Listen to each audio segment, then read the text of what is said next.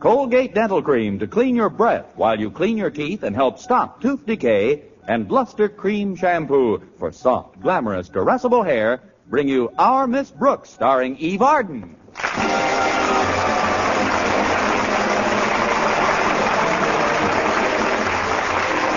It's time once again for another comedy episode of Our Miss Brooks, under the direction of Al Lewis.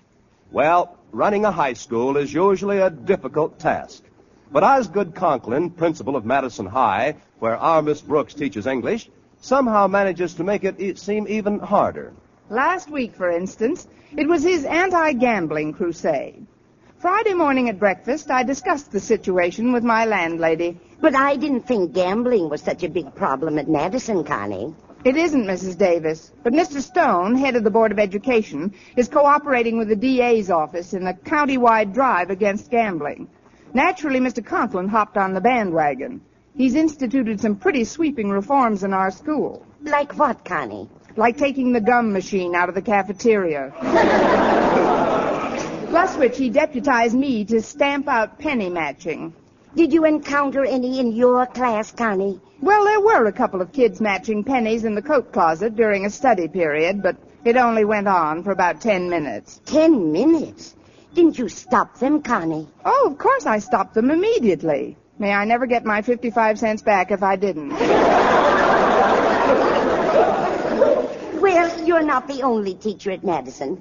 Why didn't you get Mr. Boynton to help you out? I did. The next 2 times I investigated that coat closet, I took Mr. Boynton with me.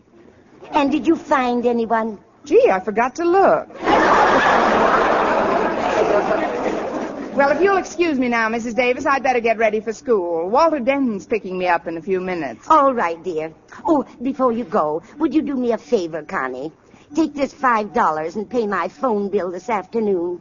I'd send it in, but frankly, I'm afraid it's just about overdue. Me and that absent mind of mine. You are quite a pair. Don't worry about it, Mrs. Davis. I'll take it in to the company today. Mr. Conklin was in the same predicament a couple of weeks ago. He asked me to attend to the school phone bill for him. But I thought the Board of Education took care of school bills. They do, but this one was an emergency. It seems the auditor in charge of the funds took an unexpected vacation. An unexpected vacation? As the head of the board put it, he went south with the money. Anyway, Mr. Conklin gave me the $30, and I paid it the very first thing I think it was the very first thing. Connie, you did pay that bill, didn't you? Oh, now I remember. I gave it to Walter Denton to pay. For a minute there, I was worried. You gave the school phone bill to Walter Denton to pay, and now you're not worried? No. I can always start looking for another job.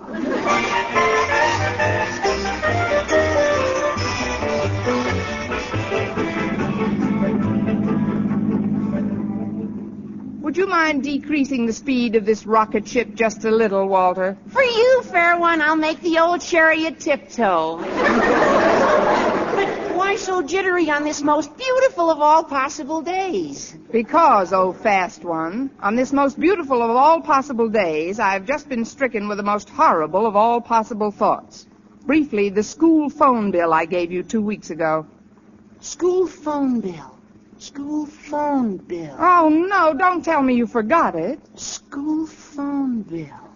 Oh, now I remember. Oh, wasn't that the bill that was overdue and Mr. Conklin asked you to pay it for him at once? Yes, that's the one. Yeah, and you had something important to do downtown and told me to take care of it immediately? Exactly. Oh, well, it's a relief to know that's attended to. I knew you wouldn't let me down, Walter. Of course I wouldn't let you down. I told him to pay it at once when I turned it over to Stretch Snodgrass. Stretch Snodgrass? Listen, Walter, I know Stretch is a great athlete and a good friend of yours, but he's a bird brain.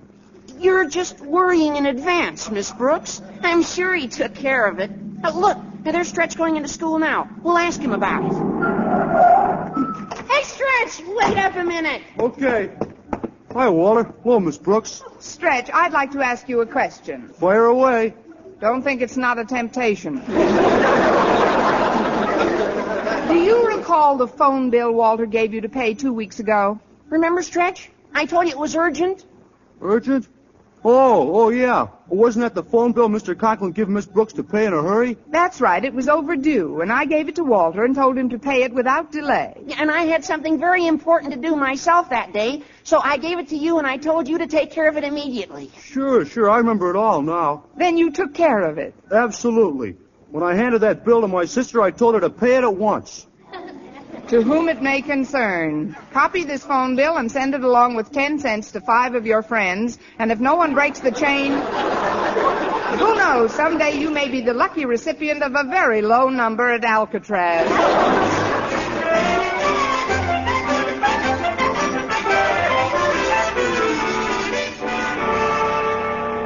Well, I've straightened out your office for you, Daddy. Thank you, Harriet. I'm certainly glad the telephone company gave you a new number. So am I. The past few days have been quite an ordeal, I can tell you.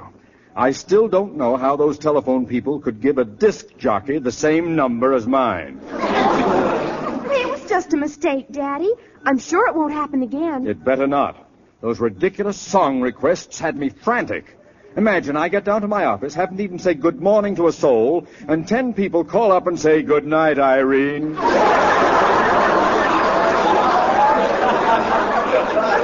Well, it's all over, and you have a brand new number. Well, not a minute too soon. Mr. Stone is coming over to discuss our anti-gambling campaign this afternoon. I still don't understand why the board is so interested in the district attorney's gambling crusade. It's very simple, my dear. They're merely cooperating with all local agencies to run down the head of a big gambling syndicate purported to be operating in this immediate vicinity.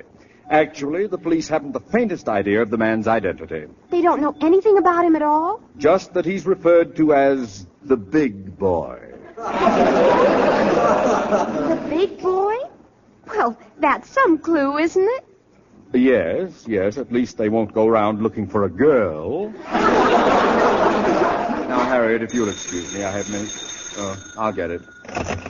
Hello? Hello, this is Dutch. Give me 200 across the board on Harbor Song and a third, huh? What's that? What number do you want? Maine 5463. Let's see. Yes, this is Maine 5463, but I'm... Well, then give me 200 across on Harbor Song and a third. Harbor Song? You must have the wrong number. Oh, please, you don't have to be so cagey. We got protection now. Hey, this is Ben a bookie, isn't it? No, this is Osgood, the principal. I mean, there must be some mistake. Look, the big boy gave us this number to call for track conditions, latest odds, and laying off bets. And a big boy don't make no mistakes. The big boy? Yeah. Now use your head and play ball. What? Or we'll use your head and play ball. 200 across on Harbor Song, huh? Goodbye. What's going on, Daddy? Harriet, this is terrible. I should have quit while I was a disc jockey. By some fiendish mistake, the telephone company has given me the same number as a bookmaker. Now, calm down, Daddy. All you have to do is call the company and ask them to change it again. But it took 3 days to change it last time, and Mr. Stone is coming here this afternoon. There's only one way out. Harriet, you've got to rush to the phone company and get a repairman to disconnect this phone immediately. All right, Daddy, but I wish you'd relax. There's really nothing to worry about. Nothing to worry about, she says. What if Harbor Song wins?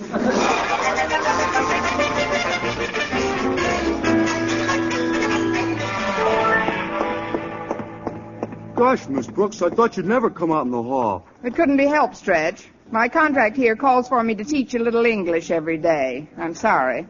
Oh, don't be sorry. Most of them kids of yours need to be learned plenty. Well, I just want to tell you I checked up on that phone bill for you. You see, I don't want anybody to go around incinerating that I'm undependable. I don't blame you. That kind of incinerating would burn me up, too. What did you find out about the bill? Well, luckily, my sister realized how important it was. Oh, wonderful. Then she took care of it. I'll say she did. She gave it to my mother to pay. Now your worries are really over. My mother is just as dependable as I am. That's no way for a child to talk about his parents. Brooks, we're cooked. That phone bill couldn't have been paid. The telephone man is here to disconnect the phone. What? Where is he, Walter? He's right down the hall. He just asked me how to find Mr. Conklin's office, but I stalled him off. I gave him directions to another place entirely. But that's only a temporary stay. Tell me where you directed him, and I'll go find him. Where I directed him, you can't go. Miss Brooks, he's coming back now. Pardon me, ma'am, but could you tell me how to get to Mr. Conklin's office? Mr. Conklin's office? Who's Mr. Conklin? Well, I don't know, but my orders read disconnect phone in Mr. Osgood Conklin's office. Oh, that Mr. Conklin. You must have been carrying those orders around for quite a while, young man. What do you mean? He died 10 years ago. Oh, I'm sorry to hear that. What about his office? His office? Oh, that's been converted into a student coat closet. Coat closet? Then why did this kid direct me to... Everybody makes mistakes. The phone company must have made a mistake in your instructions. You'd better go back and tell them about it. Okay. Well, that happens once in a while. But I still can't get over this kid sending me on such a wild goose chase. Me either. Seems like a very strange place to be looking for a wild goose.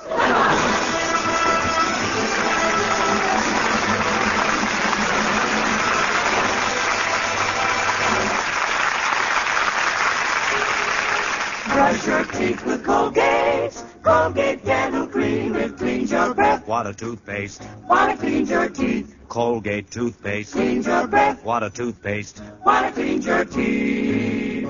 Colgate Dental Cream cleans your breath while it cleans your teeth. And the Colgate way stops tooth decay best. More than 2 years' research showed the Colgate way of brushing teeth right after eating helped stop more decay for more people than ever before reported in dentifrice history. Yes, the Colgate way stopped tooth decay best. Better than any other home method of oral hygiene. No other toothpaste or powder, ammoniated or not, has proof of such results. And you should know that Colgate's, while not mentioned by name, was the only toothpaste used in the research on tooth decay recently reported in Reader's Digest. Yes, Colgate Dental Cream, and only Colgate Dental Cream, was used in this research. So always use Colgate's to clean your breath while you clean your teeth. And when you follow the Colgate way, Colgate Dental Cream stops tooth decay best. Brush your teeth with Colgate. Colgate Dental Cream. It cleans your breath. What a toothpaste. What it cleans your teeth. And the Colgate way stops tooth decay best.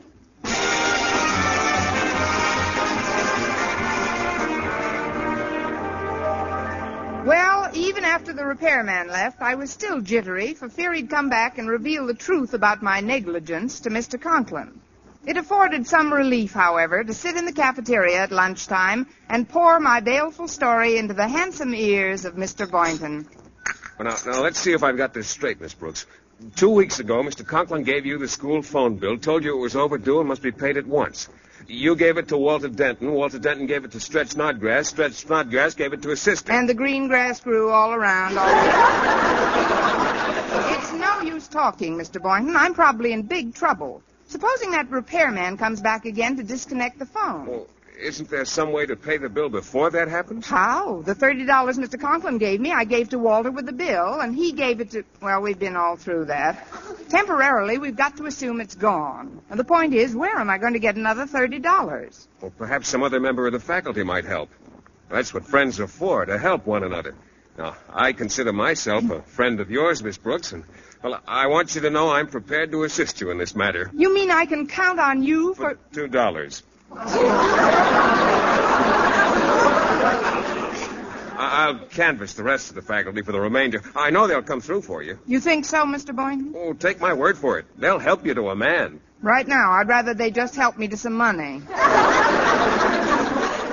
Well, if you'll excuse me, Miss Brooks, I'll go see a few of the... Pardon me, Mr. Boynton. And Miss Brooks, he's back. The telephone man is back. No, where is he, Walter? Well, Stretch and I caught him as he was entering the building, right outside Mr. Conklin's office. You didn't let him get into Mr. Conklin's office. Tell me that you thought of a way to stall him again. Well, I didn't, but Stretch thought of a wonderful way. How? He's sitting on his chest.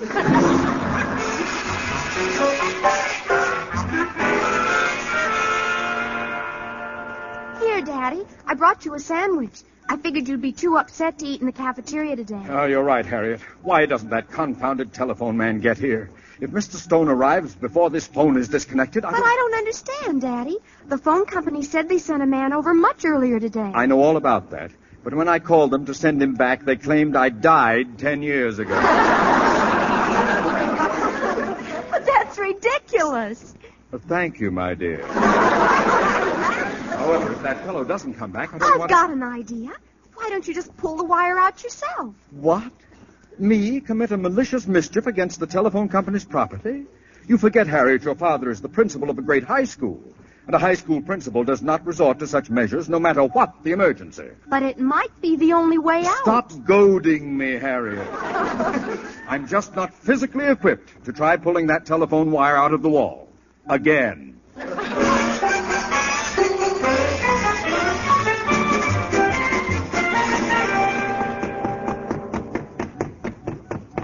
Oh, there you are, Stretch. Walter told me what happened. It was the only way, Miss Brooks. I had to do it. I suppose so, but you were taking an awful chance right outside the principal's office, too. Well, it couldn't be helped. I guess not. Now get off the man's chest, Stretch. Yes, ma'am. This is extremely decent of you. You see, sir, Stretch here probably thought you were a prowler on account of that black bag you're carrying. That's about it, isn't it, Stretch? About? Well, I don't know why all this is going on, but right after you told me Mr. Conklin was dead, the telephone company told me he was alive. Well, everyone's entitled to his opinion. Oh, you must have wanted Mr. Conklin Jr. It's Mr. Conklin Sr. who passed on. Well, I'm glad that's cleared up. Now, where's Junior's office? I've got to take care of his phone. Phone? You mean you've come to reconnect it? No, I've come to disconnect it. Oh, what a shame. The company sent somebody over to do that an hour ago. Well, you've certainly bagged your quota of wild geese today, haven't you? Well, I don't mind telling you it's been a discouraging experience. Well, I'll go back and check in again. This is what I get for not listening to my mother. She said that she wanted me to take up the timpanis. Goodbye for now. You know, I'm going to miss him. Miss Brooks, who was that man who just left the building? Man, Mr. Conklin? Yes, the man with the brown bag. There was no man, Mr. Conklin. And it was a black bag.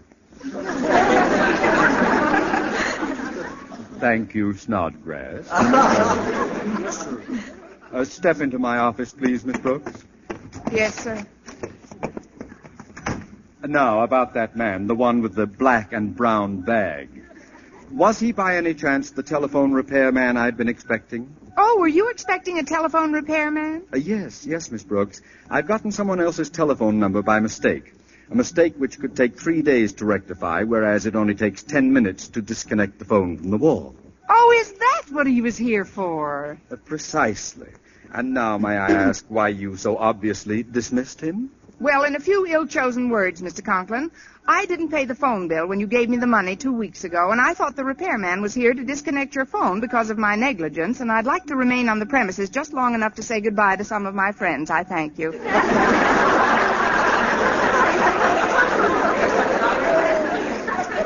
I never heard such gibberish in all my born days. I've got more serious worries than a delinquent phone bill on my mind, Miss Brooks. You mean it's all right, Mr. Conklin? No, it's not all right, but I'll take that up later. Whatever you do, don't mention your omission to Mr. Stone when he gets here. Mr. Stone? You've got to help me, Miss Brooks. Mr. Stone will be here at any moment to discuss my gambling campaign. However, some very strange phone calls are liable to interrupt my conference. That's why I want you to sit in on this meeting. Me? But, Mr. Conklin, I'll say that you're taking notes on our discussion. Your main function, however, is to answer the phone. Oh, that's him. But I don't understand, Mr. Conklin. What kind of phone There's calls have no been coming? time for explanations now. Be right there, Mr. Stone. Just act perfectly casual, no matter what you hear when you pick up that receiver. And remember, don't repeat a word of it. Well, Mr. Stone, come in. Thank you, Osgood. Miss Brooks here is going to take some notes on our anti-gambling discussion. That is, if you have no objection. Not at all. Nice to see you again, Miss Brooks. You seem to be in the pink. Want to bet?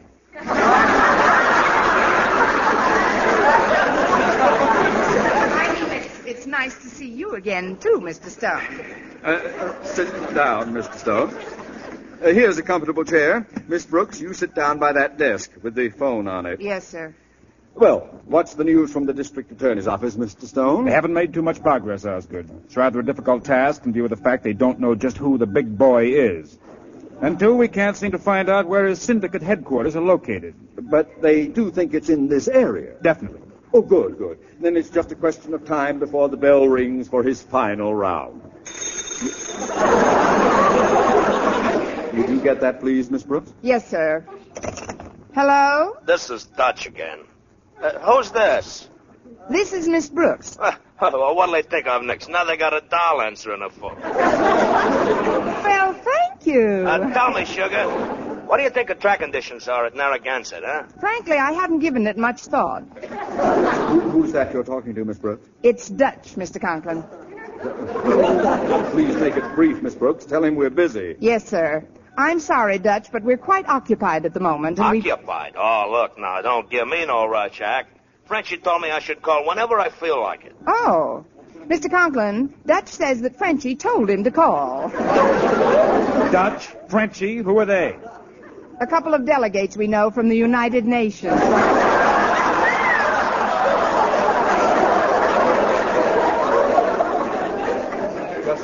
Just hang up, Miss Brooks. Hang up at once. Yes, Mr. Conklin. Bye, Dutch. Now, as I started to tell you, Mr. Stone, we've done wonders here at Madison. Firstly, by eliminating all vending machines, I've destroyed the impulse to deposit coins in slots of any kind. He's even discouraged use of the public telephone. Oops, naughty word. The instinct to gamble must be crushed at the earliest opportunity. One of the reasons it's so difficult to track down this big boy mob is because of the unwitting protection afforded them by the uninformed. They operate in candy stores, skating rinks, even schools. Even schools? Nice timing, Dutch. Hello? Look, I'm tired of playing games. How's the weather at Narragansett? Well, what do I know about the weather at Narragansett? Just a moment. Narragansett's a big racetrack. Hand me that phone. Oh, no!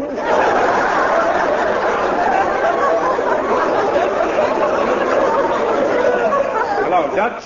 The conditions at Narragansett are weather clear, track fast. Now, would you like to make a bet? Hatchet Man should be a cinch on a fast track, and we got a load bet on him with us. I better lay off about 600 across the board, huh? 600 on Hatchet Man. It's a bet. Ah, good, good. That's one thing about the big boy. He makes you pay through the nose, but he gives you the service, huh? Well, so long. So long. Well, Osgood, that was a very revealing phone call. Now, just a minute, Mr. Stone. You know where I stand on gambling. Why, we've eliminated penny matching, bottle cap tossing. And any minute, we're going to chop up the weighing machine. Come in, whoever you are. Oh, pardon me, Mr. Conklin, but could I speak with Miss Brooks for just a moment? I suppose so, Boynton, but please be quick about it. Oh, yes, sir. Here, Miss Brooks, here's $20 toward the money you owe for the phone bill. Well, thanks, Mr. Boynton. Oh, don't thank me. Thank your fellow teachers. I didn't have time to reach them all, but everyone I asked to chipped in and said he knew it was a safe bet. Did you hear that, Mr. Conklin? The other teachers are all chipping in. Mr. Boynton could only get $20 now, but they all know it's a safe bet.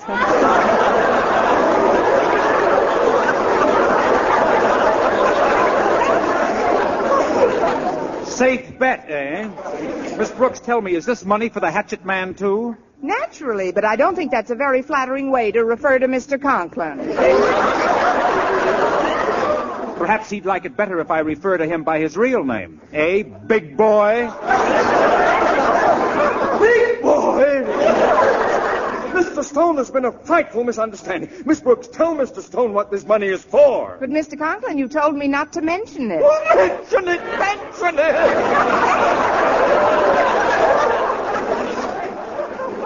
Well, Mr. Stone, this money is for a phone bill that I neglected to pay. I would say your telephone service is functioning admirably. Let me explain, Mr. Stone. Just today I received a new phone number in answer to a request I made 3 days ago. Why did you want your number changed 3 days ago? Because he hasn't got a recording of Good Night, Irene.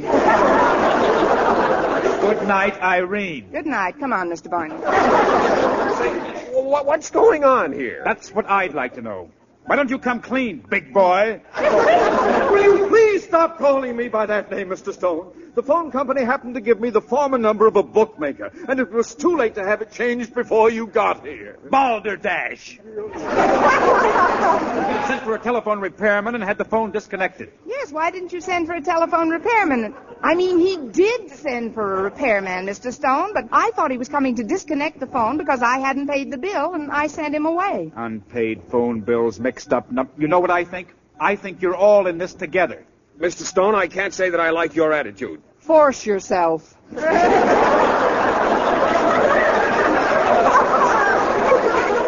Miss Brooks, can you give me one shred of evidence to support this fantastic phone bill story? Well, sir, Excuse me, everybody, but the door was open, so I thought I'd just botch on in.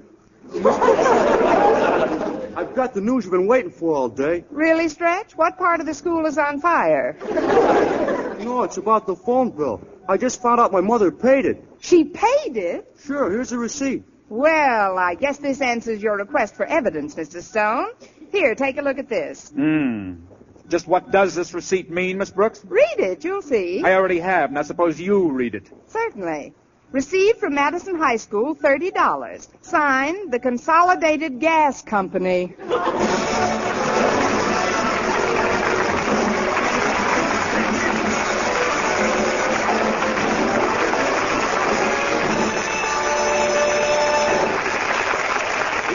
As our Miss Brooks returns in just a moment, but first, dream girl, beautiful luster cream girl. Tonight? Yes, tonight, show him how much lovelier your hair can look after a Luster Cream shampoo. Luster Cream, world's finest shampoo. No other shampoo in the world gives you Kay Daumit's magic blend of secret ingredients plus gentle lanolin. Better than a soap, better than a liquid, Luster Cream is a dainty cream shampoo. Leaves hair 3 ways lovelier, fragrantly clean, free of loose dandruff, glistening with sheen, soft, manageable. Even in hardest water, Luster Cream lathers instantly. No special rinse needed after a Luster Cream shampoo. So gentle, Luster Cream is wonderful even for children's hair. Tonight? Yes, tonight, try Luster Cream shampoo. Dream girl, beautiful luster cream girl. You owe your crowning glory to a luster cream shampoo. And now, once again, here is our Miss Brooks. Well, we finally convinced Mr. Stone that we weren't running a gambling syndicate at Madison High School. And when I got home, I sat down at the kitchen table with a cup of coffee and the afternoon papers. You look pretty worn out, Connie. Why don't you stretch out and take a nap? I will, Mrs. Davis, but first I've got to call Mr. Conklin right away. I just saw something in the paper I've got to tell him about. What is it, Connie? His $2 parlay on Harbor Song and Hatchet Man paid $32. Vern Smith reminding you to tune in next week to another Our Miss Brooks show, brought to you by Luster Cream Shampoo for soft, glamorous, caressable hair, and Colgate Dental Cream to clean your breath while you clean your teeth and help stop tooth decay. Our Miss Brooks, starring Eve Arden, is produced by Larry Burns, written by Al Lewis, with the music of Wilbur Hatch.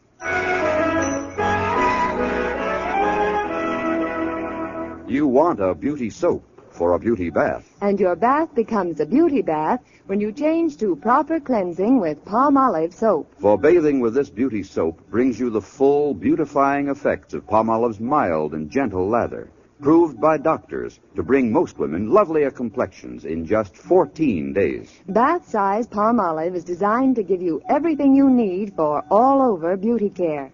Fragrance for daintiness, mildness for loveliness, purity for gentleness, big bath size for thriftiness. So get big bath size Palmolive. So mild, so pure, so right for all of you. Be sure to listen to Mr. and Mrs. North every Tuesday over the same network. And be with us again next week at this same time for another comedy episode of Our Miss Brooks. Bob Lamont speaking. Stay tuned now for Jack Benny. This is CBS, the Columbia Broadcasting System.